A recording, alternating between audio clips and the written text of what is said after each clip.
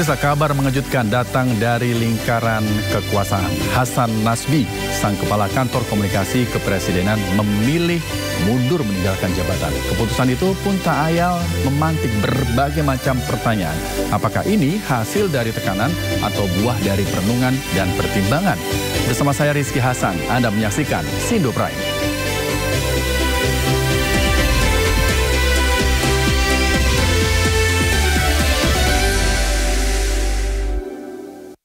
Kita ke informasi dalam negeri. Pemirsa, Koalisi Sipil Masyarakat Anti Korupsi mengadukan Jampitsus terkait surat dakwaan Zarofrikar ke Jamwas Kejagung RI pada Senin siang.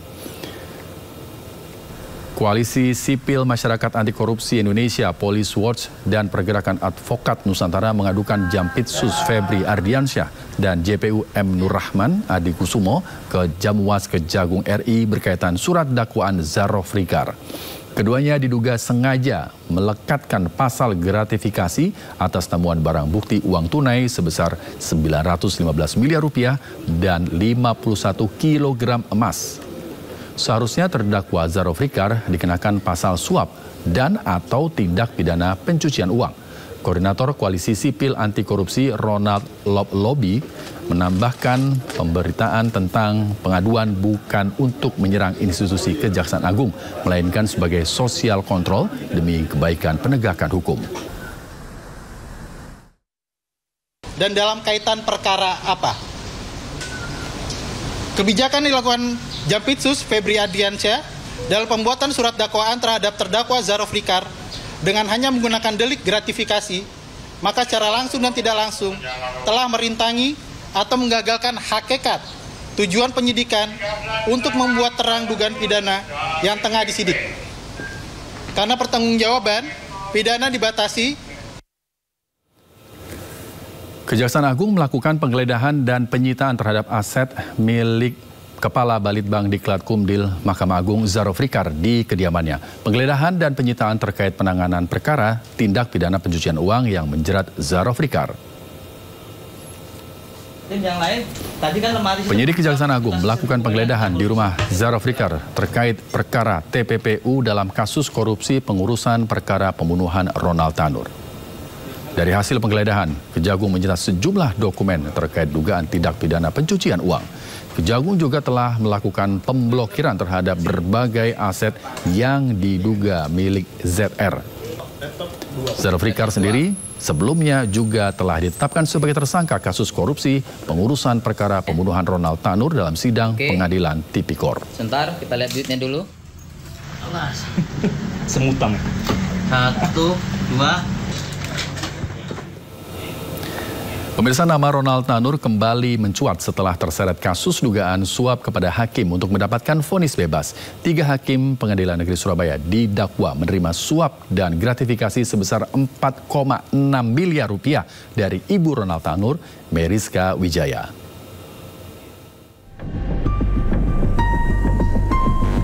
Pasca vonis bebas Ronald Tanur, 3 hakim Pengadilan Negeri Surabaya duduk di kursi terdakwa.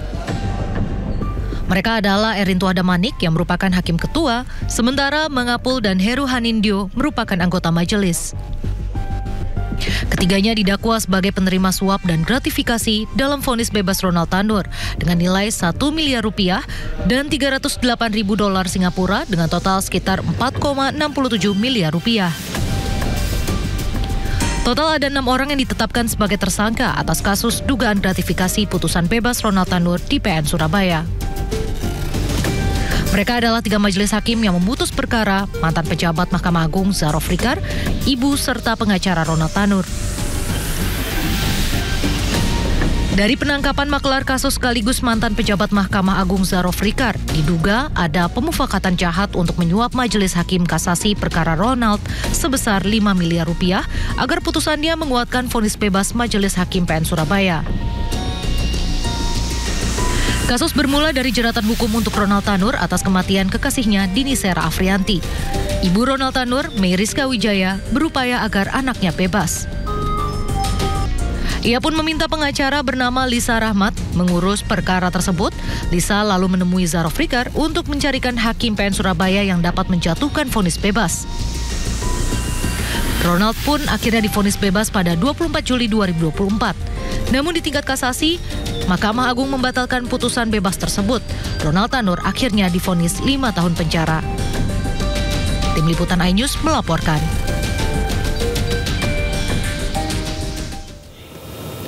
Pemirsa, Kejaksaan Agung menggelar rekonstruksi pemberian suap senilai 60 miliar rupiah terhadap para hakim dalam vonis lepas kasus korupsi minyak sawit mentah.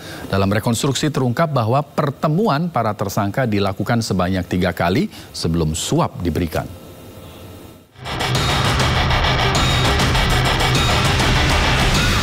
Kejaksaan Agung Republik Indonesia menggelar rekonstruksi pemberian suap dan gratifikasi senilai 60 miliar rupiah untuk para hakim pemberi vonis lepas kepada 3 terdakwa korporasi dalam kasus korupsi izin ekspor minyak sawit mentah. Reka adegan ini melibatkan 8 tersangka, terdiri dari 4 tersangka hakim penerima suap dan 4 tersangka pemberi suap. Ke-8 tersangka melakukan rekonstruksi sebanyak 27 adegan, mulai dari pertemuan hingga pembagian uang suap di antara para hakim. Dalam reka adegan, terungkap bahwa pertemuan antara para tersangka dilakukan sebanyak 3 kali di rumah makan yang berbeda sebelum akhirnya tersangka Hakim Muhammad Arif Nurianta menerima uang suap senilai 60 miliar rupiah dalam bentuk dolar Amerika Serikat. Reka adegan ini dilakukan untuk membuat lebih terang konstruksi kasus suap dan gratifikasi para hakim dalam memvonis lepas 3 terdakwa korporasi. Tim Liputan iNews melaporkan. Sebelumnya, Kejaksaan Agung juga menyita barang bukti berupa 2 kapal pesiar dari pengacara Arianto. Salah satu tersangka kasus suap vonis putusan lepas korupsi minyak mentah yang melibatkan 3 hakim di Pengadilan Tipikor.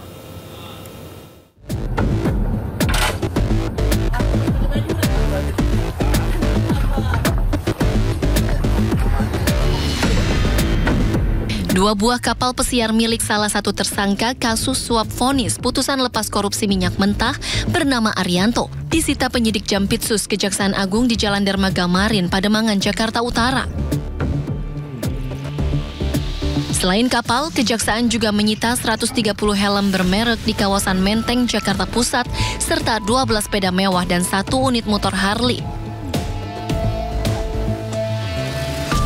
Selain 2 kapal pesiar, Kejagung juga menyita 3 unit mobil mewah dari tersangka Arianto.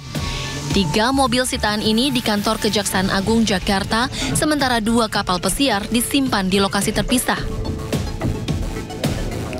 Sebelumnya, Kejagung juga sudah menyita barang bukti lain berupa mobil mewah, motor, dan sepeda dengan harga fantastis.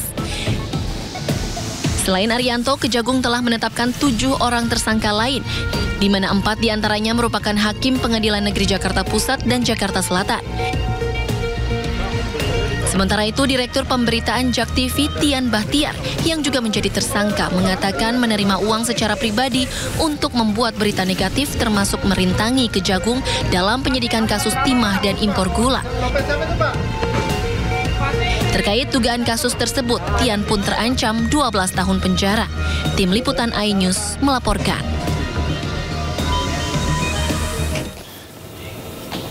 Kita beralih ke kasus lain. Pemirsa, bantuan terus berdatangan untuk Mbah Tupon, lansia yang diduga menjadi korban mafia tanah di Bantul, Yogyakarta. Selain dari pemerintah, dukungan juga hadir dari lembaga bantuan hukum. Ramainya perhatian masyarakat terhadap kasus Mbah Tupon, lansia yang diduga menjadi korban mafia tanah.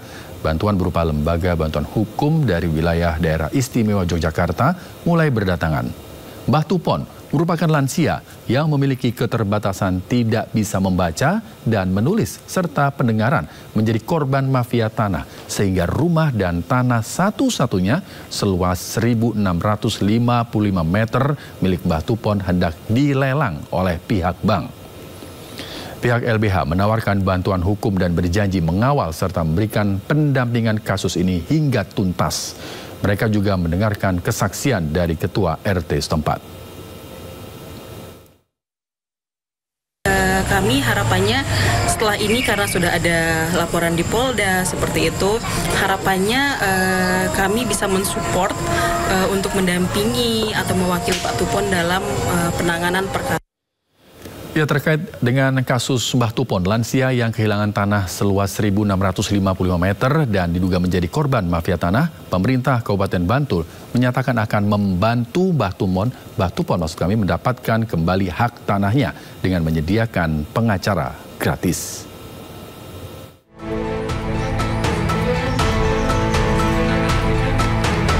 Pemerintah Kabupaten Bantul akan memfasilitasi Mbah Tupon, korban mafia tanah, untuk kembali mendapatkan haknya. Kepala Bagian Hukum Pemkab Bantul Suparman mengatakan kasus mafia tanah yang dialami Mbah Tupon menjadi perhatian pihaknya. Pemkab Bantul akan membantu menyelesaikan permasalahan yang menimpa Mbah Tupon dan memastikan berada di pihak Mbah Tupon. Kami ada di pihak Pak Tupon untuk membantu penyelesaian ini dan fasilitasi apa yang diperlukan oleh Pak Tupon untuk memperoleh haknya kembali di proses-proses selanjutnya. Pak, apakah bisa dikatakan Bupati Bantul dan Pemkab siap mendukung Pak Tupon? Siap. Jadi kami akan sediakan fasilitasi untuk proses. Kalau kemudian Pak Tupon membutuhkan pendampingan hukum, akan kami sediakan pendamping hukum yang kemudian bisa tanpa biaya. Sementara itu tidak hanya pemerintah kabupaten, Kepala Kantor Badan Pertanahan Nasional BPN Bantul, Tri Harnanto, juga mengatakan permasalahan Mbah Tupon menjadi perhatian khusus dan disiapkan langkah pengumpulan dokumen-dokumen untuk membantu pembuktian kasus Mbah Tupon. Jadi permasalahan kasus Pak Tupon ini Kementerian juga intensif memperhatikan permasalahan ini, dan kami Kantor Pertanahan Bantul terutama kami juga sudah mengantisipasi hal-hal terkait dengan permasalahan Pak Tupon ini. Langkah awal kami sudah mengumpulkan dokumen-dokumen yang ada di Kantor Pertanahan dan kita pelajari. Pada prinsipnya kalau dari aspek pendaftaran tanahnya ya sudah benar, tapi dari aspek-aspek yang lain memang perlu dilakukan uji. Istilahnya ada pihak lain nanti yang akan menguji apakah keabsahan dari akta jual belinya, dan itu ya memang karena sudah dilaporkan di Polda, ya memang nanti pihak Polda akan koordinasi dengan Kantor Pertanahan. Sebelumnya kasus Mbah Tupon yang sudah viral ini disoroti pemerintah Kelurahan Bangun Jiwo Kepanewon Kasihan, Kabupaten Bantul bersama jajaran terkait, termasuk ATR BPN Bantul yang berkomitmen akan menuntaskan permasalahan tanah milik Mbah Tupon. Dari Bantul, Yogyakarta, Trisna Purwoko, iNews melaporkan. Keluarga Mbah Tupon mencari keadilan setelah sertifikat tanah yang akan diwariskan ternyata telah berubah nama. Mbah Tupon diduga menjadi korban mafia tanah dan terancam kehilangan tanahnya seluas 1.655 meter. 1.655.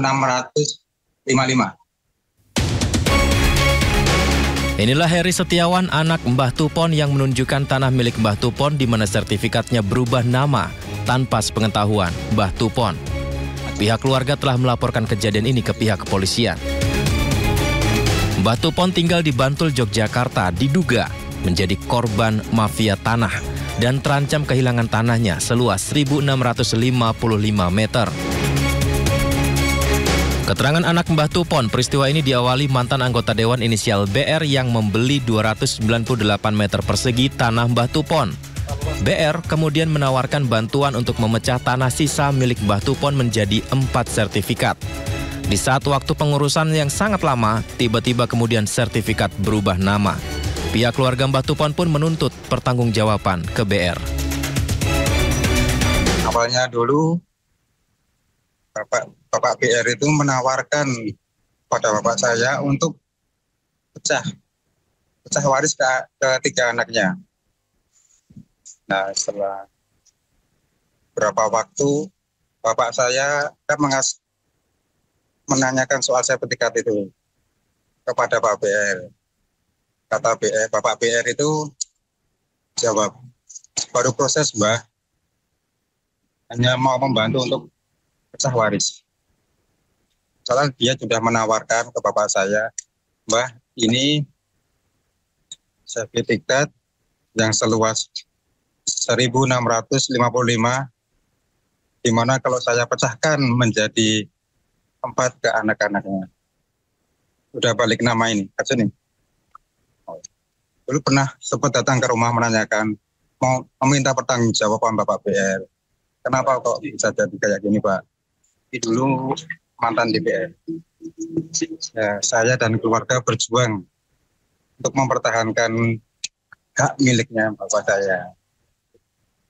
Sudah dilaporkan ke Polda DIY. Kenyataan pahit lainnya, sertifikat yang sudah berubah nama tersebut ternyata diagunkan ke bank dengan nilai pinjaman 1,5 miliar rupiah. Kasus ini pun sudah sampai ke pihak kepolisian dan Kementerian ATR BPN.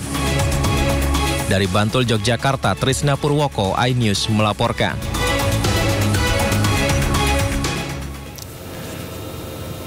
Kericuhan mewarnai eksekusi bangunan dan lahan seluas 4.000 meter persegi di Jalan Andi Pangeran Veterani, Kota Makassar, Sulawesi Selatan. Polisi terpaksa menembakkan gas air mata untuk memukul mundur massa.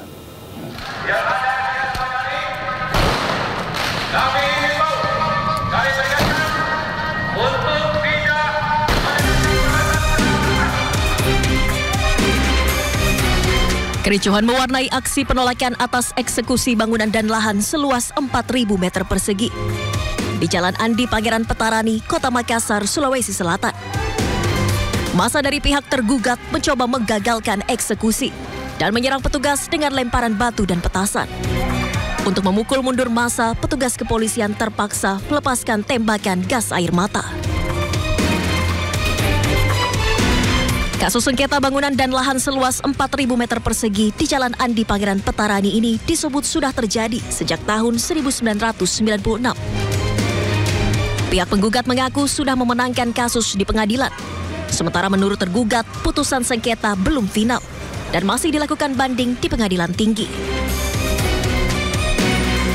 Para pihak, baik penggugat maupun tergugat, itu ada kesepakatan bahwa pihak pemohon eksekusi itu tidak boleh lagi melanjutkan eksekusinya karena pihak termohon merasa putusan kemenangan itu diduga ada izin palsu dan mereka sudah lapor ke Mabes Polri. Sebanyak 900 personel kepolisian dari Polrestabes Makassar diterjunkan ke lokasi untuk mengamankan aksi penolakan agar situasi kembali kondusif. Berdasarkan permintaan dari Pengadilan Kota Makassar terkait mengenai masalah permintaan untuk bantuan pengamanan pelaksanaan eksekusi hari ini, alhamdulillah sementara ini kita bisa saksikan berjalan dengan aman dan lancar. Setelah massa dipukul mundur, proses eksekusi kembali dilanjutkan dengan menggunakan alat berat di lahan seluas 4.000 meter persegi. Dari Makassar, Sulawesi Selatan, Yoel Yusfin, iNews melaporkan. 3 pelaku penipuan dengan menyebarkan video hoax diringkus Polda Jawa Timur. Para pelaku membuat video hoax menarasikan kepala daerah menawarkan motor murah seharga Rp500.000.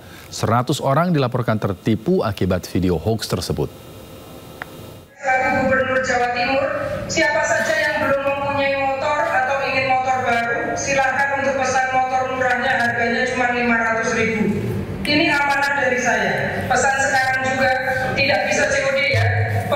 Inilah video 3 kepala daerah yakni Gubernur Jawa Tengah, Gubernur Jawa Timur, dan Jawa Barat yang menjadi korban editing para pelaku penipuan yang ditangkap Polda Jatim. Para pelaku mengedit video 3 kepala daerah tersebut untuk promosi pembelian motor. Dalam video editan yang diunggah pelaku di media sosial, menghadirkan narasi Gubernur Jatim Kofifa Indar Parawansa menawarkan motor murah seharga Rp500.000. Selain Kofifa, para pelaku juga mengedit video Gubernur Jawa Tengah Muhammad Lutfi dan Gubernur Jawa Barat Deddy Mulyadi. Ketiga pelaku merupakan warga Kabupaten Pangandaran, Jawa Barat. Ketiga tersangka memiliki peran masing-masing. Satu tersangka membuat akun di medsos dan mengedit video para pelaku daerah. Kemudian tersangka lain menyediakan rekening untuk menampung uang dari hasil penipuan mengatasnamakan Gubernur Jatim. Sementara tersangka lain berperan sebagai pengunggah video yang telah diedit. Lihat modus operandinya, tersangka mengedit video Gubernur Jatim, yaitu Dr. Nur Sosa Kebranda Hajah Khofifah Indar Parawansa MSI, dengan menggunakan teknologi artificial intelligence. Narasi video diubah menjadi penawaran motor murah seharga 500.000 yang diklaim sebagai amanah dari Gubernur khusus untuk warga Jawa Timur tanpa COD dan surat lengkap bisa atas nama sendiri. Kemudian video ini diunggah ke platform TikTok untuk menjaga korban agar mentransfer uang. Dari tangan para tersangka, polisi mengamankan berbagai barang bukti antara lain uang tunai Rp43 juta, ponsel dan laptop. Akibat perbuatannya, tersangka dijerat Undang-Undang ITE dengan ancaman maksimal 12 tahun penjara dan denda maksimal Rp12 miliar. Di Surabaya, Jawa Timur, Rahmat Ilyasan, iNews melaporkan. Hasan Nasbi mengundurkan diri dari jabatan Kepala Kantor Komunikasi Kepresidenan atau PCO. Dan diskusinya akan kami hadirkan usai jeda pariwara berikut ini. Tetaplah bersama Sindo Prime.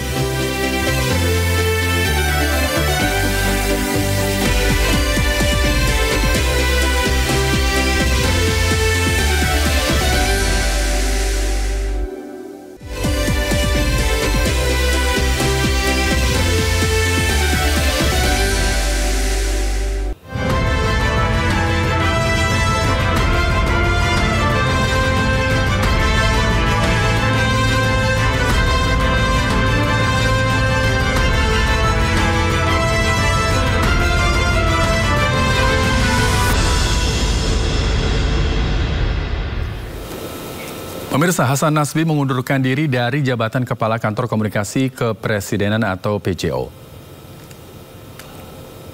Teman-teman semua, Hasan Nasbi telah mengirimkan surat pengunduran diri kepada Presiden Prabowo Subianto melalui Seskap dan Mensesnek. Kabar mundurnya Hasan Nasbi dari jabatannya dikonfirmasi melalui unggahan akun Instagram Total Politics pada Selasa siang. Dalam unggahan di media sosial, Hasan Nasbi menyebut tanggal 21 April 2025, surat pengunduran dirinya sudah ditandatangani dan dikirim ke Presiden melalui Menteri Sekretaris Negara dan Menteri Sekretaris Kabinet.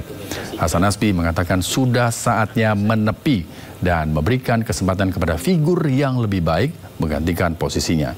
Ia juga menegaskan pengunduran dirinya dilakukan ketika ia tak bisa lagi mengatasi masalah di luar kemampuannya. Khalayak, dalam beberapa tayangan podcast, 21 April 2025 adalah hari terakhir saya menjalani aktivitas di Kantor Komunikasi Kepresidenan.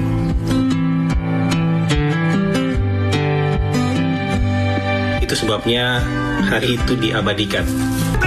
Maka pada hari ini, 21 April 2025, sepertinya saat itu sudah tiba. Surat pengunduran diri saya tanda tangani dan saya kirimkan kepada Presiden melalui dua orang sahabat baik saya, Menteri Sekretaris Negara dan Sekretaris Kabinet. Kesimpulan saya sudah sangat matang bahwa sudah saatnya menepi keluar lapangan dan duduk di kursi penonton, memberikan kesempatan kepada figur yang lebih baik untuk menggantikan posisi bermain di lapangan. Jadi ini bukan keputusan yang tiba-tiba dan bukan keputusan yang emosional. Ini rasanya adalah jalan terbaik yang dipikirkan dalam suasana yang amat tenang dan demi kebaikan komunikasi pemerintah di masa yang akan datang. Ini dinilai. Terus apa yang terjadi pas dikirim itu, apa yang terjadi? Ini semacam ancaman kepada para pers. Bebasan pers, Pak. Nah, udah dimasak aja. Kalau kepala babi mau dimasak. Sebelumnya pemirsa, sosok Hasan Nasbi menjadi sorotan pasca gaduh pernyataannya terkait teror kepala babi. Teror yang menyasar jurnalis Tempo itu ditanggapi Hasan Nasbi dengan santai dan jangan dibesar-besarkan. Respon Hasan Nasbi terhadap teror tersebut mendapat sorotan karena dianggap tidak pantas dan peka terhadap jurnalis yang mendapatkan teror. Ya kayak ini kan nggak tahu, ini kan problem mereka dengan entah siapa yang ngirim. Sebelum menyatakan mundur dari posisinya sebagai Kepala Kantor Komunikasi Kepresidenan, Hasan Nasbi sempat menuai sorotan publik lantaran tanggapannya terkait teror kepala babi. Selain itu ada juga mantan utusan khusus Kepresidenan bidang kerukunan beragama Gus Miftah dan mantan Menteri Diktisantek yaitu Satrio Sumantri Brojonegoro yang juga pernah menuai kontroversi. Apa yang terjadi pas dikirim itu apa itu? Hasan Nasbi menuai sorotan publik lantaran kontroversinya. Salah satunya ketika dirinya menanggapi teror kepala babi kepada jurnalis Tempo. Hasan Nasbi menuai kritik keras lantaran dirinya menyarankan agar kepala babi tersebut dimasak. Ia juga meminta isu kepala babi yang dikirimkan ke jurnalis jangan dibesar-besarkan. Nah, udah dimasak aja. Kalau kepala babi mau dimasak, dimasak aja. Ada juga anggapan jadi ancaman pembunuhan begitu Pak? Gimana Pak responnya Pak? Enggak lah, saya lihat dari media sosialnya Francisca, yang wartawan Tempo itu, dia justru minta dikirimin daging babi. Itu kan semacam jokes saja Pak? Iya sama, artinya dia nggak terancam kan? Selain Hasan Nasbi, ada juga beberapa sosok dari jajaran Kabinet Merah Putih yang pernah menuai kontroversi sebelum akhirnya meninggalkan jabatannya. Salah satunya adalah mantan utusan khusus Presiden bidang kerukunan beragama Miftah Maulana yang mengolok-ngolok pedagang es teh di acara keagamaan pada Desember 2024 lalu. Video Miftah hina pedagang es teh viral, menuai kecaman luas. Potongan video perilaku Miftah lainnya juga bermunculan. Meski Miftah meminta maaf, publik terlanjur kecewa. Puluhan ribu orang membuat petisi meminta Prabowo mencopot Miftah sebagai utusan presiden. Hingga akhirnya Miftah memilih mengundurkan diri pada 6 Desember 2024. Dari jajaran kementerian, polemik dan kontroversi menerpa mantan Menteri Pendidikan Tinggi, Sains dan Teknologi atau Mendikti-Saintek Satrio Sumantri Brojonegoro. Ia disoraki dan didemo ratusan pegawainya karena dianggap arogan dan sewenang-wenang. Menteri yang baru menjabat 3 bulan ini dinilai kerap marah dan kasar, memecat pegawai secara sepihak. Namun, Satrio menyangkal, menganggap demo pegawai akibat adanya mutasi besar-besaran di tubuh kementerian. Akibat kontroversinya, Satrio dicopot dari jabatannya oleh Presiden Prabowo Subianto pada 19 Februari 2025. Posisi Mendikti-Saintek ini diduduki oleh Brian Yuliarto. Tim Liputan, iNews melaporkan. Kepala PCO Hasan Nasbi berhenti diduga karena masalah komunikasi. Dan sebelumnya Gus Miftah juga tersandung dampak komunikasi buruk yang tak terbendung. Apakah ada persoalan komunikasi di Kabinet Merah Putih? Seperti apa solusinya? Untuk membahasnya pemirsa sudah bergabung bersama kami melalui sambungan Zoom. Ada pakar komunikasi politik Profesor Lely Aryani. Selamat malam Bu Lely. Selamat malam Mas. Hadir selamat malam pula juga Bang Nyarwi. Baik. Ya malam Prof. Ada pula yang sudah hadir pengamat politik Bang Pangi Syarwi. Kita masih menanti untuk narsum-narsum yang lain untuk hadir untuk kita undang. Dan sebelumnya kami juga sudah mengundang perwakilan kantor komunikasi kepresidenan, namun hingga saat ini belum ada yang bersedia untuk bergabung. Baik, ya Bang Pangi dan Bu Lely. Ini Pak Hasan Nasbi mundur karena komunikasinya dinilai tidak empati. Nah, Gerindra melihatnya bagaimana nih, Bu Lely? Ya, pertama ini sekali lagi membuktikan ya bahwa sebenarnya komunikasi itu tidak mudah. Komunikasi itu sulit. Komunikasi politik apalagi, gitu kan? Jadi sebenarnya pada saat ini kan komunikasi itu tidak bisa lagi dikonsepsi sebagai komunikasi yang bersifat linier atau satu arah. Dia kan sudah bergerak ke arah yang lebih bersifat konvergen, sirkuler, interaksional, bahkan transaksional. Jadi, setiap siapapun yang menjadi elit komunikasi atau komunikator politik harus menyadari bahwa lawan bicaranya bukanlah komunikan. Karena komunikan itu adalah orang yang ditempatkan pada posisi yang tidak aktif, tidak produktif, melelo, cuma bisa mendengar saja, tanpa reaksi umpan balik. Dinamika dalam komunikasi politik kan sudah bergeser ke arah yang saya sebutkan tadi. Jadi ketika mereka menjadi elit komunikasi, mereka harus bisa menempatkan posisi audien itu sama rata dengan posisi dirinya yang menjadi komunikator. Sehingga audien itu menjadi komunikator lainnya. Jadi jika hari ini mereka-mereka yang kita anggap komunikasinya tidak bagus, tuntutan publik begitu besar pada mereka yang kemudian dianggap tidak bisa mengkomunikasikan pesan-pesan politik yang baik, yang bagus, yang bisa mencerminkan kebijakan yang dilakukan oleh pemerintah, maka sudah senyatanya dan seharusnya mereka bisa mengambil langkah untuk mundur tadi. Dan ini sesuai dengan tuntutan publik. Artinya istana memang harus dikelilingi oleh orang-orang yang bisa berkomunikasi, itu yang pertama. Yang kedua, sebelumnya kita kan belajar nih bahwa sebenarnya di lingkaran presiden itu pernah ada juru bicara presiden. Era Gus Dur misalnya kan Wimar Witular, kita pernah tahu kan. Kemudian era SBY. Halo? Ya betul sekali. Di era SBY ada Adian Pasan misalnya. Dino Patijalal. Kemudian Pak Jokowi juga itu pernah ada juru bicaranya, misalnya Johan Budi. Mereka-mereka itu adalah semuanya bisa berkomunikasi langsung dengan presiden.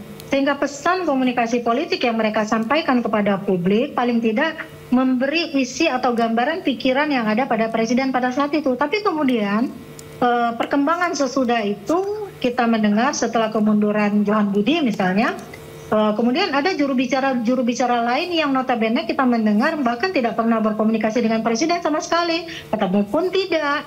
Jadi bagaimana mungkin mereka bisa menyampaikan pesan-pesan politik sesuai dengan apa yang diinginkan oleh presiden? Komunikasi yang smooth misalnya, yang efektif, yang bisa memberi pesan lebih baik kepada publik yang mendengarnya. Nah inilah dinamika yang terjadi. Saya pikir langkah ini adalah langkah yang tepat sehingga komunikasi politik di lingkaran istana tidak terlalu bising. Selamat malam Bang Hendar Sam. Baik, sudah hadir juga bersama kami ada Bang Hendar Sam Marantoko, politikus dari Gerindra. Saya pakai ini dulu ya, saya pakai ini dulu, tadi baru. Baik, terima kasih Bang Hendar Sam. Kita ke Bang Pangi dulu. Bang Pangi, ini mundurnya Hasan Nasbi, ini kan disinyalir karena komentar soal teror kepala babi begitu ya. Ini Anda melihatnya bagaimana?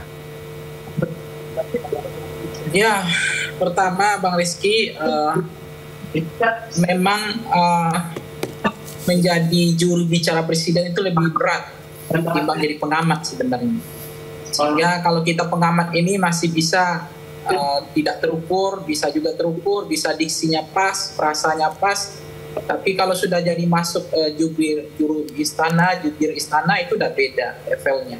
Sehingga tata kelola bahasa terukur, bagaimana menjaga sense of politik reaksionernya, sensitivitas, kemudian tidak menggampangkan. Nah, ini kan sebenarnya jubir-jubir yang sekarang ini kan memang terkendala di situ, sangat mudah melakukan reaksioner yang kemudian itu yang jadi pemadam kebakarannya kan tugas jubir ini sebenarnya. Karena mereka itu ketika ada masalah, ada kompleksitas, mereka lah yang jadi pemadam kebakarannya. Nah sekarang pertanyaannya, jubir yang membuat apinya. Nah siapa lagi yang akan memadamkan kebakarannya? Nah ini yang jadi complicated dan menyimpan masalah.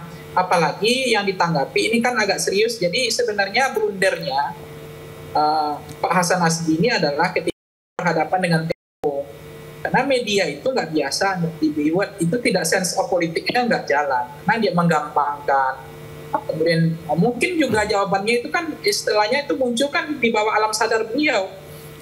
Kalau dalam teorinya pakar saya lupa itu ya, teori kesadaran palsu ya. Jadi dia ngomong bisa saja yang asli itu yang aslinya ya yang terucap dengan refleksi itu gitu.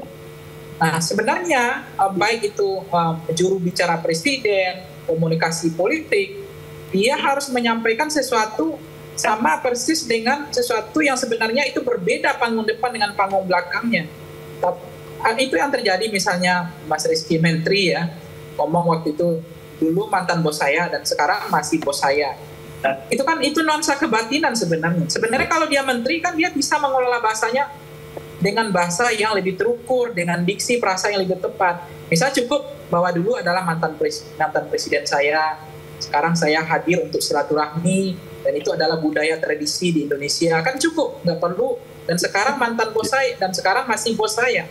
Baik. Nah, itulah yang terjadi, tidak mudah mengelola tata kelola bahasa ini, apalagi diksi dan perasa sepertinya. Nah, sebenarnya kalau kita belajar dari juru bicara presiden sebelumnya, memang agak aneh sih menurut saya sekarang. Kalau dulu kan jubir itu kan memang bisa mengakses presiden secara langsung.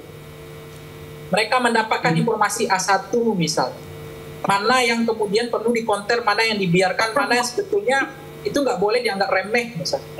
Nah sekarang kalau memang mereka terkendala untuk ketemu lingkaran itu terbatas, jadi mereka juga sebenarnya seperti timun bungkuk gitu. Keberadaan mereka nggak dihitung. Jadi ini yang membuat menurut saya di kabinet Pak Prabowo makin bising, makin tidak tertib. Baik. Menterinya semuanya jadi ngomong. Kalau dulu kan menteri itu terukur, yang ngomong itu siapa? Yang menteri itu cukup kerja, nggak perlu ngomong misalnya. Jubir saja yang kerja ngomong. Baik, nah, sekarang merangkap, menteri banyak ngomong, jubir juga menjadi api yang kemudian tidak menjadi pemadam kebakaran gitu. Baik, Bang Pangi, terima kasih. Kita ke Bang Hendarsam. Bang Hendarsam menanggapi pernyataan Bang Pangi. Apa memang benar begitu? Soal yang mana ini? Saya agak... Jadi seolah-olah semua sekarang itu diberi kesempatan untuk berbicara. Terus tadi Bang Pangi juga menyebutkan tidak punya akses ke presiden langsung begitu. Iya. Tanggapannya jadi silakan. kita ngambil gini bahwa harus diketahui bahwa PCO ini sebenarnya kan badan baru yang dibentuk yang sebenarnya ini diambil dari salah satu deputi yang ada di KSP. Nah kan jadi karena diambil dari KSP, sebagaimana kita ketahui bersama, KSP memang tidak selama ini kan tidak secara fisik tidak menempel langsung kepada presiden, kan itu. Dan kemudian pola ini yang mungkin masih berjalan sampai dengan beberapa bulan belakangan ini. Jadi memang hal-hal seperti ini sebenarnya tidak menjadi faktor utama juga, karena kan yang patut diketahui ya untuk menjadi seorang jubir ya seperti contohnya ya kan ada Mas Daniel ya kan, dia tidak day to day juga dengan Pak Prabowo, tapi beliau paham ya, ideologi Pak Prabowo itu apa, visi gagasan dan arah kemana ketika beliau itu menjabat sebagai Menhan waktu itu dia udah paham, jadi ada telepatinya di situ ya. Jadi seperti itu yang seharusnya, tapi saya tidak dalam konteks ini menyalahkan saudara saya Hasan Nasbi bahwa waktunya memang sangat dengan struktur yang seperti itu dan jangka waktu beliau menjadi hanya selama 6 bulan tentunya memang butuh penyesuaian, dan ya dilalahnya juga ada 1-2 momen ya yang menurut saya juga ada 2 versi melihat ini tentang masalah tempo ini, ada yang sepakat, ada yang tidak ya kan, itu juga yang kemudian itu dijadikan pemicu. Tapi ya yang saya harus respect bahwa ya beliau saya tahu beliau adalah seorang intelektual ya, beliau orang yang pintar ya, beliau juga kontribusinya besar sekali bagi Pak Prabowo dan kemenangan beliau, dan itu tidak bisa kita nafikan. Dan saya berharap bahwa dengan kemunduran diri beliau ini kan merupakan sesuatu yang sangat rare ya, sesuatu yang sangat jarang terjadi di pejabat publik Indonesia. Dan beliau mencontohkan itu, beliau men-take over. Belum tentu ini kesalahan beliau juga, ya kan? Tapi beliau men-take over, mengambil tanggung jawab itu bahwa saya menganggap saya tidak cukup mampu membendung ini, saya mundur. Ya, itu merupakan suatu bentuk suri tauladan kepada pejabat-pejabat lain yang itu didapatkan mungkin dari Pak Prabowo langsung. Dengan Pak Prabowo sering menyatakan dia meng-take over kesalahan daripada anak buahnya. Baik, ya, kita respect terhadap itu. Baik, Bang Hendarsam dan Bapak Anggit juga Prof. Lely, kita tahan dulu. Kita simak bagaimana Presiden Prabowo dalam beberapa waktu lalu menyatakan memang komunikasi dalam pemerintahnya kurang baik. Dan berikut pernyataan Presiden Prabowo. Setelah kita masuki 6 bulan masa bekerjanya pemerintah yang saya pimpin sebagai pemegang mandat dari bangsa, dari rakyat sejak tanggal 20 Oktober 2024, sudah saatnya kita lebih komunikatif, lebih proaktif dalam memberi keterangan tentang keadaan yang berlaku. Kemarin saya sadar beberapa minggu lalu sudah mulai sadar bahwa komunikasi dari pemerintah yang saya pimpin memang agak kurang, dan itu adalah tanggung jawab saya. Iya, tadi Presiden Prabowo menyatakan memang komunikasi agak kurang. Prof. Lely, ini tanggapannya bagaimana, Prof. Lely? Ada memang kesadaran dari Pak Presiden bahwa komunikasi memang agak kurang, Prof. Lely, silakan. Iya, pernyataan Presiden itu kan keluar setelah berbagai peristiwa yang terjadi di lingkungan kabinet, terutama yang berkaitan dengan pola komunikasi dan model komunikasi pejabat publik. Jadi antara pola sama model sama gaya komunikasi itu 3 hal yang berbeda ya. Itu kalau saya jelaskan 3 SKS pula nanti. Bang Hendarsam bisa marah nanti gitu kan. Tapi kita menyadari ya bahwa tiap pemimpin di negeri ini kan punya gaya komunikasi yang berbeda-beda. Coba lihat gayanya Bung Karno gitu kan, Soeharto, Habibie, Gus Dur, Bu Mega, Pak SBY, Pak Jokowi, dan Pak Prabowo, semuanya berbeda. Jadi kita memang melihat bahwa gaya ini sangat mempengaruhi bagaimana komunikasi politik yang disampaikan. Pesan-pesan politik yang dipertukarkan. Jadi bukan hanya disampaikan, tapi dipertukarkan. Karena itu sejak awal tadi saya mengatakan bahwa sebenarnya berkomunikasi itu sulit, tidak mudah. Ketika seseorang mengutarakan pesan komunikasi politiknya, apabila dia menggeser satu saja titik atau komanya, maka maknanya akan berbeda. Padahal sebenarnya kalau Hasan Nasbi mengemukakannya dengan cara santai, tapi titik koma atau penekanannya dari apa yang menjadi polemik dengan teman-teman media kemarin, saya pikir mungkin dia harus mengimbangi dengan kata-kata lain. Tapi itu kan tidak terjadi sehingga menjadi blunder. Di situ sekali lagi membuktikan komunikasi itu kan sulit. Makanya Pak Prabowo juga mengakui ada sesuatu yang kurang pada komunikasi yang disampaikan oleh pejabat publik di bawahnya terutama. Tapi Pak Prabowo dengan jantan ya mengakui itu kesalahan saya. Nah, ketika ada pesan tentang itu kesalahan saya, mereka yang berkomunikasi yang salah di bawahnya itu harus menyadari. Makanya tadi saya katakan bahwa tindakan Hasan Nasbi untuk mengundurkan diri adalah sebuah langkah yang gentleman. Sehingga bising-bising komunikasi politik yang di lingkungan istana itu tidak terus meluas. Jadi asumsi masyarakat, perspektif yang dibangun tentang pemerintahan Pak Prabowo ini kacau beliau nih. Ada 50 pejabat yang dilantik di kantor komunikasi kepresidenan, kerjanya apa? Makanya kemarin saya pernah menyarankan seandainya dari kantor komunikasi kepresidenan itu punya cara sendiri. Misalnya kementerian ini berkomunikasi dengan deputi yang mana, dengan direktur yang mana, kementerian ini yang mana lagi, lalu semua pesan itu masuk juga kepada mereka olah. Disitulah pola komunikasi bisa dilakukan. Jadi ada 4 nih perspektifnya yang bisa dibangun. Yang pertama adalah penentuan tujuan. Untuk apa mereka menjadi tim komunikasi kepresidenan? Untuk apa?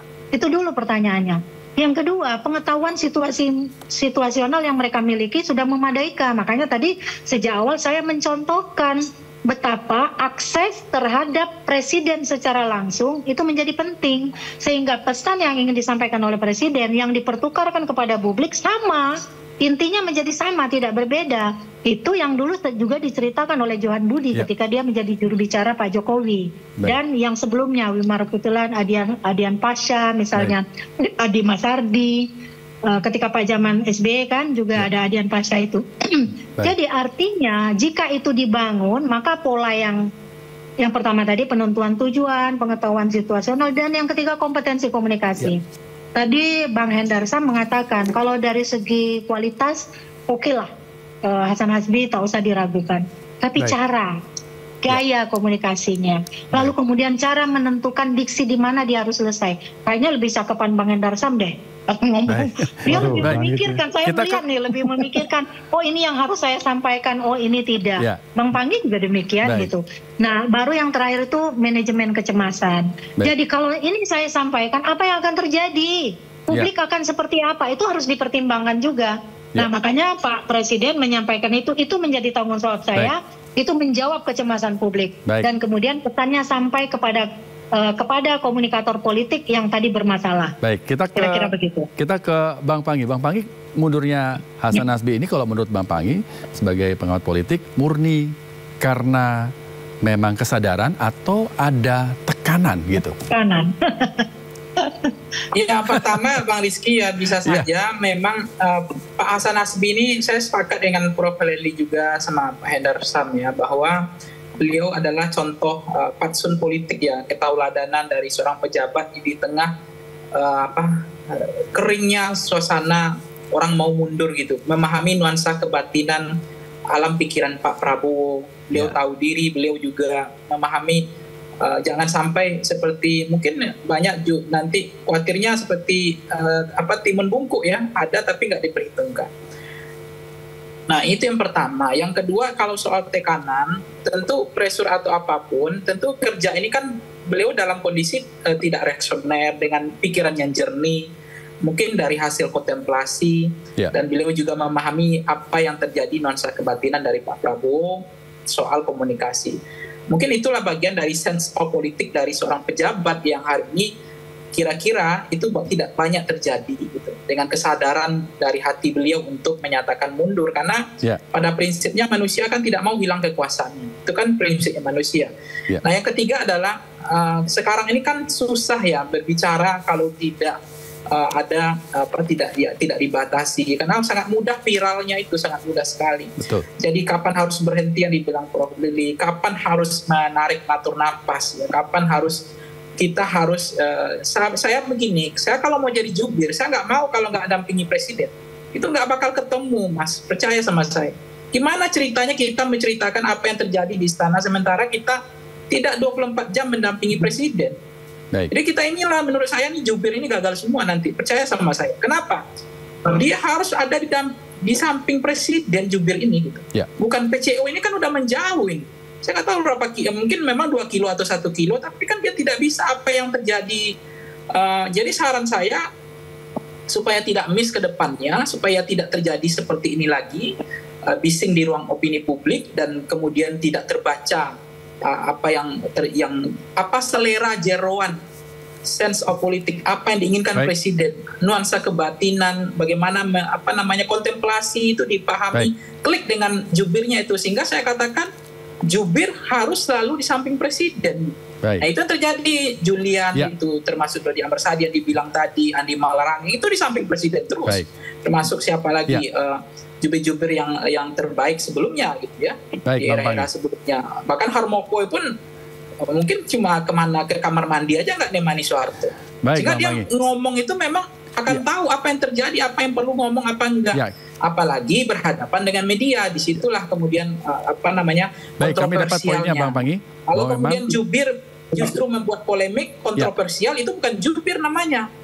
Baik Bang Panggi, terima kasih. Mestinya jubir kami dapat itu poinnya Bang Panggi, tapi bukan membuat api. Gitu. Saya mau ke Bang Hendarsam dulu. Ya, Bang Hendarsam, sebelumnya ketika penunjukan pejabat-pejabat untuk berkomunikasi kepada publik, apakah sebelumnya para pejabat ini dibekali gitu pembekalan materi komunikasi publik yang baik? Karena publik melihat di luar ini ada sebuah komunikasi yang tidak terukur, tidak baik begitu. Ya kan sebenarnya retreat ya yang dilakukan itu kan salah satu caranya untuk apa namanya itu bisa mensinergikan hal tersebut. Cuman ya dengan waktu yang terbatas dan kemudian malah dijadikan apa namanya itu komoditas politik ya, digoreng-goreng ya, jadinya mungkin tidak maksimal juga kalau kita lakukan retreat lagi nanti kan. Artinya retreatnya gagal begitu, Bang Hendarsam? Bukan gitu, bukan apa, kan harusnya kurang ya waktunya. Kan ini jadi masalah anggaran dipermasalahkan. Ketika masalah anggaran dipermasalahkan, jadi waktunya juga terbatas ujungnya kan, untuk melakukan itu kan. Ya. Kalau anggaran tidak dipermasalahkan, waktunya udah cukup. Tapi ya saya nggak tidak dalam rangka untuk mencari pembenaran sebenarnya ya untuk masalah itu. Tapi kita kembali lagi kepada topik yang ada pada saat ini bahwa memang tantangannya memang cukup cukup besar karena satu juga memang adanya kementerian dan badan-badan baru ya, tentunya harus bersinergi bagaimana PCO bisa bekerja dengan tepat. Karena kan gini ya, kalau kita ada berapa puluh kepala dan badan, bagaimana cara PCO ini untuk memanajemenkan dirinya, ya kan? Core-nya di masing-masing itu apa, kan gitu kan? Betul. Sehingga bisa tersampaikan dengan baik. Maksud saya itu gini ya kan, semuanya mungkin terdeliver ya kan? Tapi apakah itu message-nya sampai ya kan, menyerap ke publik atau tidak kan? Kita belum tahu kan gitu kan.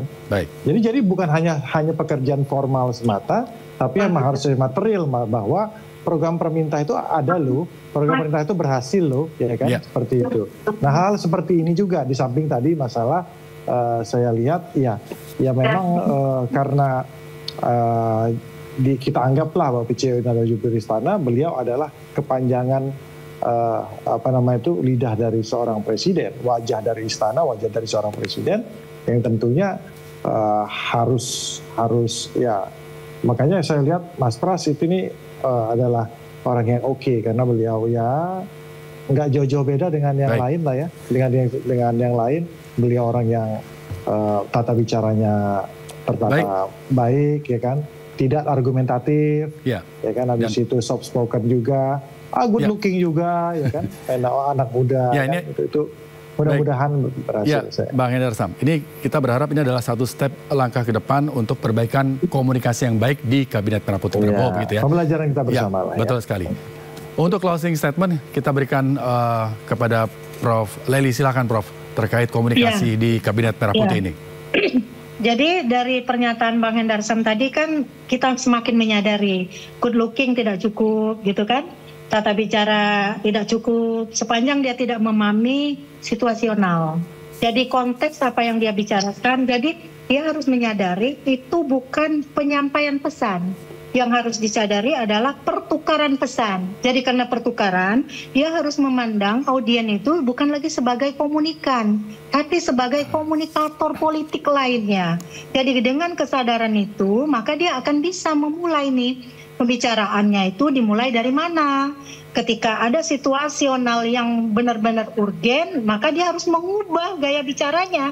Oh ya, saya harus berempati ke pihak ini kah, ke pihak ini kah? Yang lebih bagus pilih di tengah-tengah. Jadi jangan pernah menempatkan diri dalam posisi yang berbeda, meskipun dia adalah juru bicara pemerintah. Jadi rangkul rakyat, pemerintah, suarakan apa kepentingannya. Itu saya kira yang lebih bagus. Mudah-mudahan ke depan Bang Hendarsam bisa ditunjuk nih sebagai pengganti Hasan Hasbi. Atau teman-teman yang lainnya juga bisa menjadi sesuatu yang jauh lebih bagus daripada yang ada pada saat ini. Bahkan mereka-mereka yang kemudian sudah dibekali, tadi kan ada pertanyaan kan? Betul. Mereka sudah dibekali dengan handling media. Didatangkan pakar-pakar dari luar negeri untuk membekali mereka di lembah tidar. Tapi realitasnya mereka tidak pernah menyadari dinamika budaya komunikasi politik yang terjadi di depan mata. Di tengah era keterbukaan media semacam ini, mereka harus merubah nih gaya komunikasinya, diksinya, narasinya, dan apapun yang mereka pertukarkan kepada publik. Saya kira itu. Ya, pemilihan diksi begitu ya. Baik, kita ke Bang Panggi, silakan Bang Panggi. Iya, Mbak Rizky. Pertama adalah kabinet ini kan gemuk ya, wakil menteri juga banyak. Ini kabinet gemuk, maka ada kemungkinan disorder komunikasi karena nggak ada garis komando, semuanya ngomong. menyuarakan semua sehingga ada kondisi bising ya. Nah ini yang kemudian butuh pemadam kebakarannya, yaitu juru bicara presiden untuk meluruskan semua. Yang kedua adalah kalau misalnya ini penyakit, obat ini kan tidak ada lain obatnya, mereka adalah orang yang menderita, orang yang pernah susah. Ya. Dia harus mendekat kepada isu-isu rakyat. Itu adalah intensitas dan arahnya. Tidak bisa juru bicara itu dilatih. Orangnya harus susah. Sehingga dia tahu isu-isu yang menderita, rakyat perlu dibela, ini nggak empatik, ini underdog effect. Itu saja, saya kecewa aja kalau orang kalau nggak pernah susah nggak bisa jadi pejabat. Itu aja. Baik, terima kasih Bang Panggi. Berikutnya Bang Hendarsam, singkat saja Bang. Ya, bahwa saya rasa udah semua ya. Saya berharap bahwa dengan ya namanya pemerintahan yang baru berjalan 6 bulan, supervisi terus tetap dilakukan, bahwa ini salah satu langkah yang baik dan strategik, bahwa apa yang dilakukan oleh Hasan Nasbi itu saya big respect bahwa itu merupakan sesuatu hal yang jarang sekali dilakukan oleh pejabat kita, dan saya berharap juga secara pribadi bahwa brother saya Hasan Nasri untuk tetap berkontribusi. Pemerintah masih membutuhkan Anda, bangsa dan negara masih membutuhkan Anda, Pak Prabowo masih membutuhkan Anda. Dan kita tunggu kiprah selanjutnya di bidang yang lain. Baik, terima kasih Bang Hendarsam, Prof. Lely, dan Bang Panggi. Sehat selalu, terima kasih, selamat malam, dan semoga saja komunikasi publik di Kabinet Merah Putih semakin lebih baik begitu ya. Terima kasih semuanya, selamat malam. Baik, pemirsa, polisi menggelar olah TKP kecelakaan yang menewaskan 3 orang di ruas tol Cisumdawu, Jawa Barat. Tetaplah bersama Sindo Prime.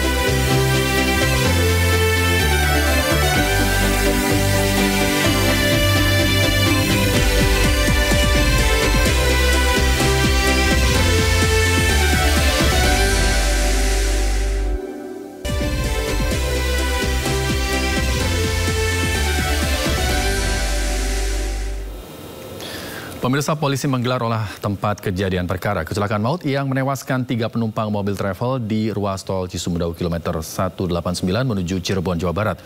Kuat dugaan bahwa sopir mobil travel mengantuk saat hendak menyalip kendaraan di depannya. Personel Laka Lantas Polres Sumedang serta PJR Polda Jabar menggelar olah TKP di lokasi kecelakaan kilometer 189 tol Cisumdawu. Dari hasil olah TKP terungkap tidak ditemukan bekas pengereman di aspal, sehingga kuat dugaan bahwa pengemudi mobil travel kehilangan kesadaran sesaat sebelum menabrak mobil box di depannya. Diduga pengemudi travel mengantuk sehingga tidak bisa mengontrol laju kendaraannya.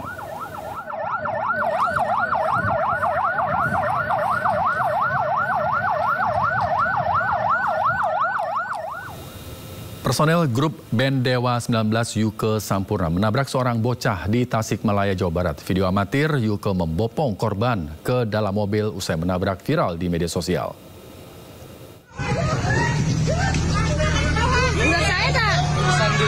Viral di media sosial, pemain bass grup band Dewa 19 Yuke Sampurna menabrak anak kecil di Jalan Raya Nasional Tasikmalaya, Pangandaran, Jawa Barat. Usai menabrak, Yuke langsung membopong korban ke dalam mobil untuk dibawa ke puskesmas. Peristiwa ini dibenarkan oleh pihak kepolisian Resor Tasikmalaya. Kini korban sudah dibawa pulang ke rumahnya usai mendapat pengobatan. Adapun kronologi kecelakaan bermula saat mobil yang dikemudikan Yuke melaju kencang di Jalan Raya Cikalong, Tasikmalaya. Ketika melintasi tikungan, tiba-tiba korban menyeberang jalan dan tertabrak. Sementara menurut polisi, kasus ini telah diselesaikan secara kekeluargaan. Mobil mana deh? Mobil mana?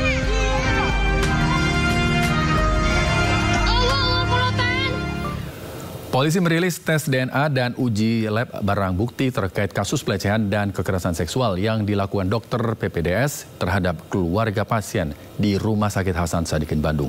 Dari hasil tes DNA dan lab, tersangka Priguna Anugrah terbukti sebagai pelaku tunggal.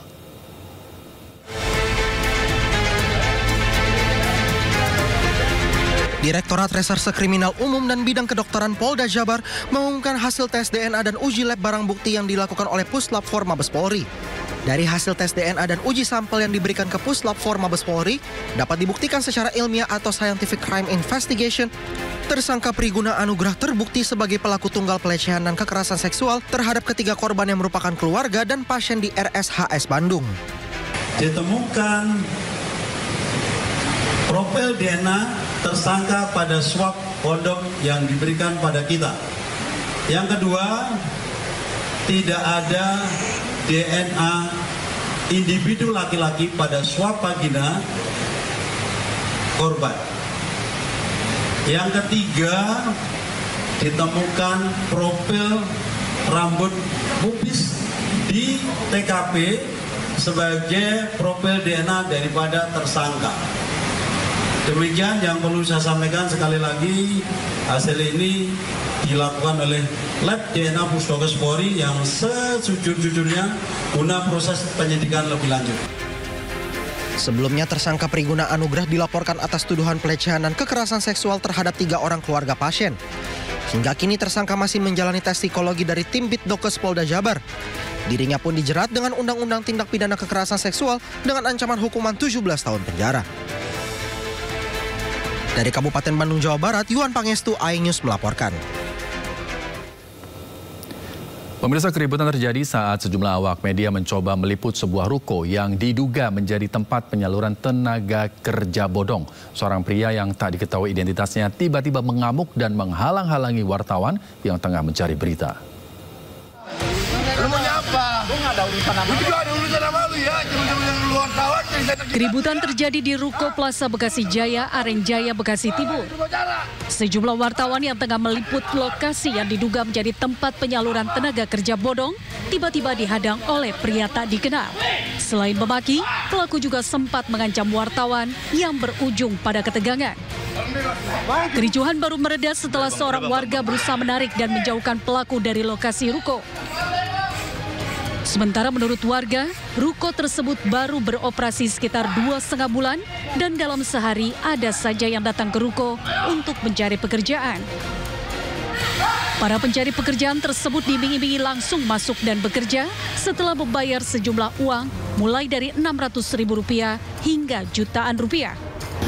Kegiatannya apa Pak dia? Ya, nerima lamaran kerja, dijamin masuk. Sehari berapa orang Pak yang untuk melamar pekerjaan ini Pak? Ya paling sedikit, pokoknya di atas 5 Pak. Di atas 5? Iya, paling sedikit 5 orang kok saya perhatiin itu. Usai keributan, Dinas Ketenagakerjaan Kota Bekasi langsung mendatangi lokasi untuk melakukan pengecekan. Namun ruko berlantai 2 tersebut sudah kosong dan dikunci dari luar. Ya, kami yang punya lokasi ya, domisili ada di Kota Bekasi dan kami melakukan langsung ke lapangan. Ternyata di lapangan kita tidak bisa nih, sudah disegel, tidak bisa nemuin orangnya. Nah ini jelas-jelas bodong, kalau orang yang berizin tidak akan lari. Pihak Disnaker juga belum bisa melakukan penindakan karena tidak ada data baik dari lingkungan atau dari izin usaha. Dari Bekasi, Jawa Barat, Rahmat Hidayat, iNews melaporkan. Pemirsa, awal tahun 2025 menjadi periode yang penuh tantangan bagi dunia ketenaga kerjaan di Indonesia. Gelombang PHK melanda beberapa sektor industri. Meski demikian, pemerintah memiliki jurus jitu menghadapi ancaman badai pemutusan hubungan kerja di Indonesia.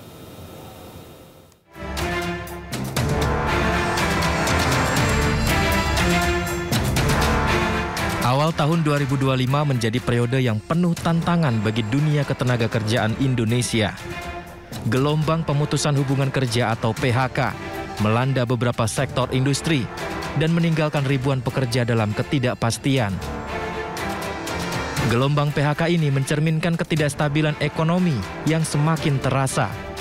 Penurunan daya beli masyarakat, fluktuasi nilai tukar diduga akibat konflik geopolitik yang telah mempengaruhi beberapa perusahaan di Indonesia. Bagi para pekerja yang terdampak PHK, mencari pekerjaan baru bukanlah hal yang mudah. Persaingan ketat, keterbatasan lapangan kerja, dan kebutuhan akan keterampilan baru menjadi tantangan tersendiri.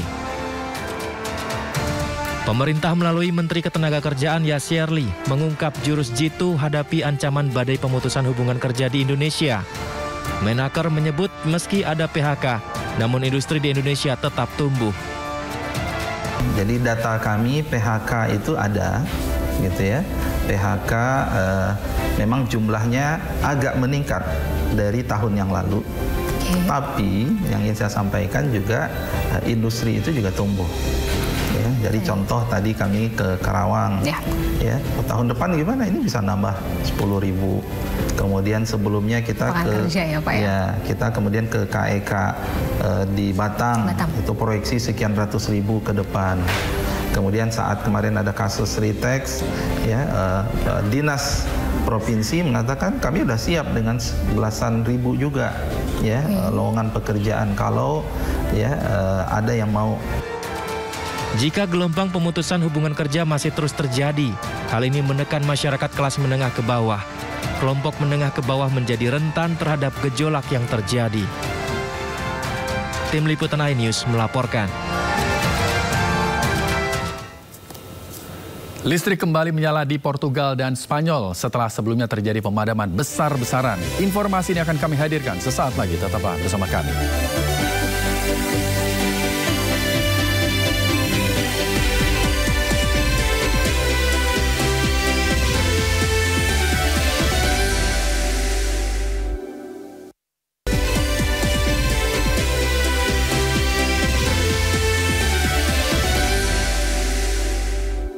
Kita ke informasi seputar ibadah haji. Ratusan petugas penyelenggara ibadah haji PPIH 2025 telah tiba di Tanah Suci. Sebelum disebar ke daerah kerja di Madinah dan bandara, para petugas haji melaksanakan ibadah umroh terlebih dahulu.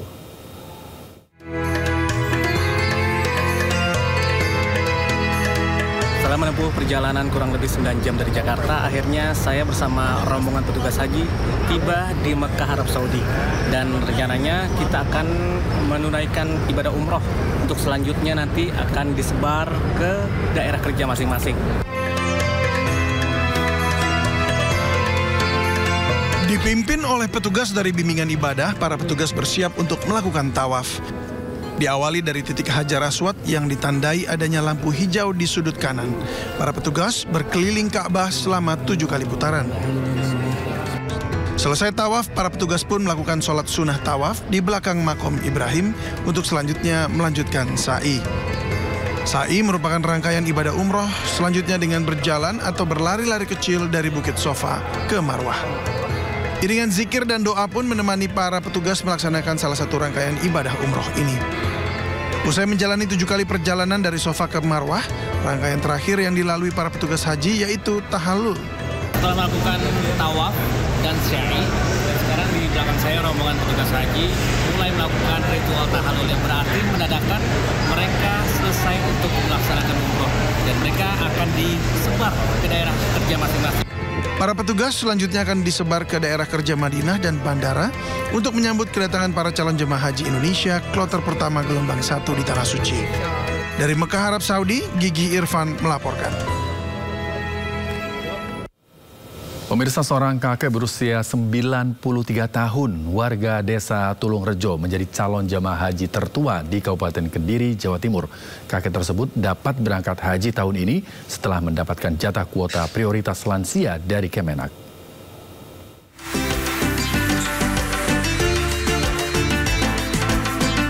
Kakek bernama Istiadi, warga desa Tukung Rejo, Kecamatan Pare, Kabupaten Kediri, Jawa Timur, menjadi calon jemaah haji tertua di Kabupaten Kediri dengan usia 93 tahun.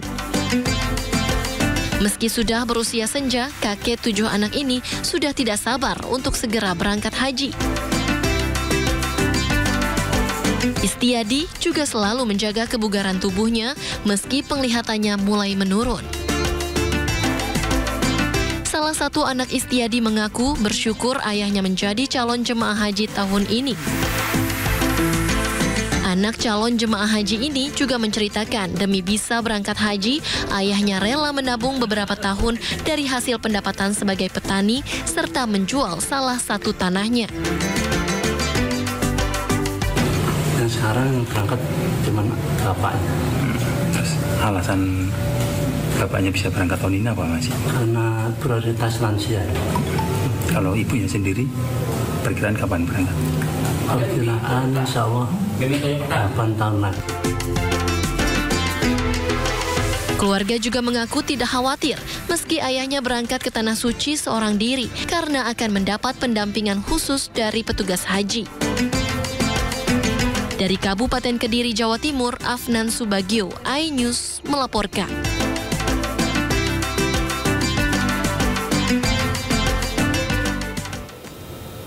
Dan pemirsa, usai sudah Sindo Prime hari ini. Dan jangan lupa, Anda bisa mendapatkan informasi terkini dan terbaru melalui portal yang menghadirkan berita daerah, berita nasional, dan berita internasional di sindonews.com.